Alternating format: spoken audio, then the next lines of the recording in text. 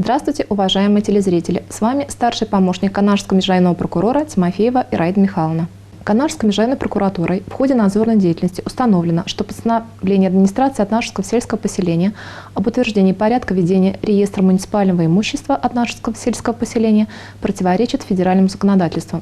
Так, согласно части 5 статьи 51 Федерального закона номер 131, органы местного самоуправления ведут реестр муниципального имущества в порядке, установленном уполномоченным правительством Российской Федерации федеральным органом исполнительной власти. Приказом Министерства экономического развития Российской Федерации от 30 августа 2011 года утвержден порядок ведения органами местного самоуправления реестров муниципального имущества. Таким образом, органы местного самоуправления при ведении реестра муниципального имущества должны руководствоваться данным порядком. Поскольку утверждение порядка ведения реестра муниципального имущества сельского поселения не входит в компетенцию администрации Атнашевского сельского поселения, на указанный нормативно-правовой акт принесен протест. По аналогичным основаниям принесены протесты на 3 постановления администрации сельских поселений.